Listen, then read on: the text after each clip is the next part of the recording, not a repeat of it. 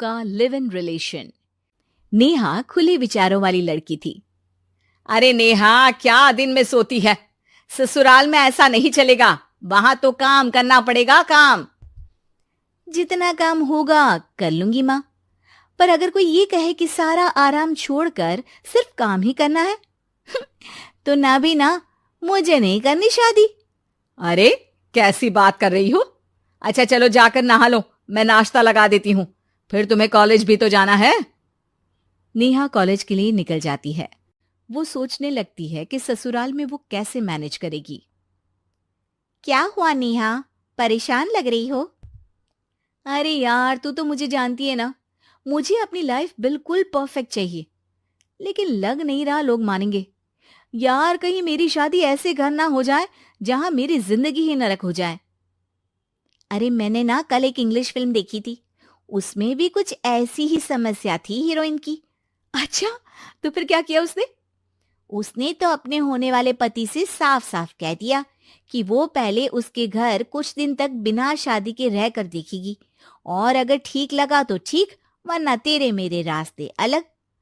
अरे हाँ यार, ये तो बिल्कुल सही आइडिया दे रही है तू मुझे। चल मैं तो चली, थैंक्स यार, तूने मेरी प्रॉब्लम सॉल्व कर दी। ये बोलकर नेहा खुशी खुशी वहां से निकल जाती है, लेकिन पीछे से उसकी सहेली कहती है, अरे नेहा, नहीं नहीं, कुछ नहीं सुनना मुझे। ये बोलकर वो वहां से चली जाती है। हे भगवान, पूरी बात सुने बिना ही चली गई।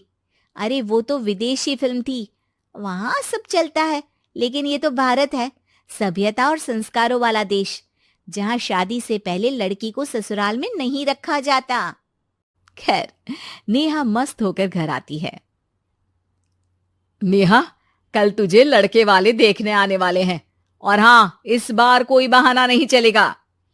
हाँ हाँ, आने दो आने दो, मैं तैयार हूं शादी के लिए। अगले दिन लड़के वाले आते हैं, जहां लड़का कहता है, मुझे अकेले में लड़की से कुछ पूछना है। हाँ हाँ, क्यों नहीं बेटा, जाओ नेहा, घर तो दिखा दो इन्हें। नेहा भी खुश हो जाती है कि उसे मौका मिल गया है लड़के से अपनी शर्त रखने का। देखो, मुझे ना शादी से बहुत डर लगता है, पता नहीं कैसी लड़की आए, तालमेल बना पाए कि नहीं मेरे परिवार से।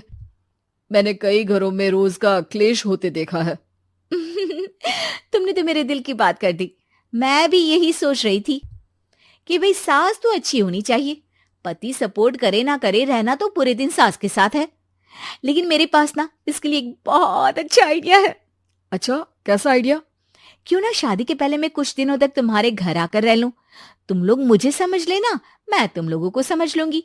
ठीक लगा तो शादी, वरना टाटा बाय बाय। क्यों? लड़के को नेहा की बात में दम लगता है। वो घर के सभी लोगों के सामने नेहा की बात रखता है। अरे पागल हो गई है क्या? ये कैसी शर्त है? अरे शादी से पहले मैं क्यों तुझे किसी और के घर भेजूंगी रहने?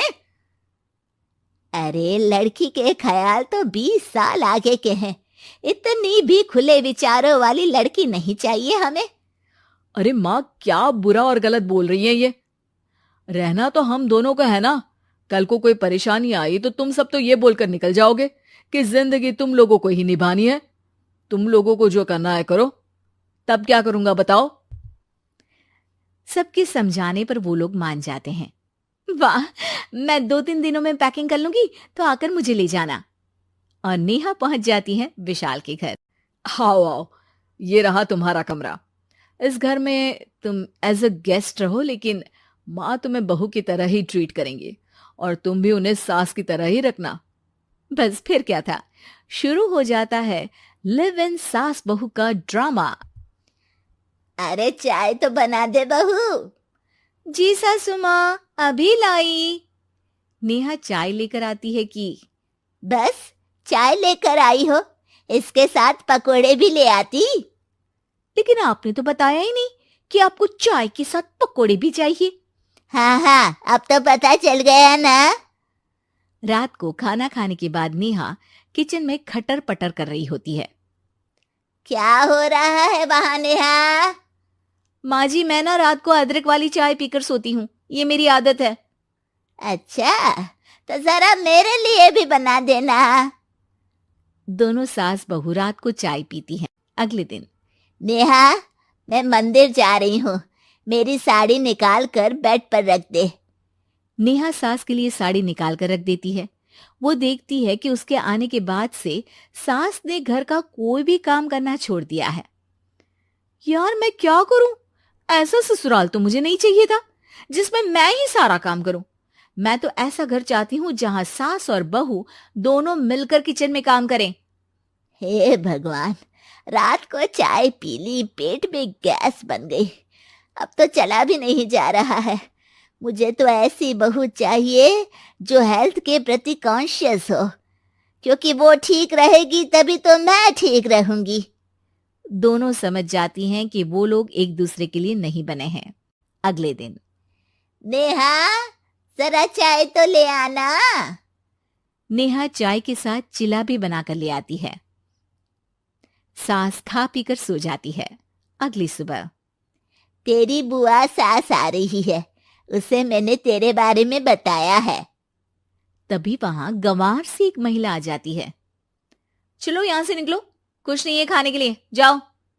ए नेहा, तमीज से बात करो, ये मेरी ननद यानी आशीष की बुआ है। हाय रे दैया, इतनी आकड़ वाली लड़की! अरे यही है ना जो शादी से पहले ही आकर बस गई है यहाँ पर। बस नहीं गई हूं, बसना है या नहीं ये डिसाइड करने आई थी, लेकिन इन लोगों के रिश्तेदार इतने गंवार हैं तो मैं तो ना कर रही इस घर में शादी।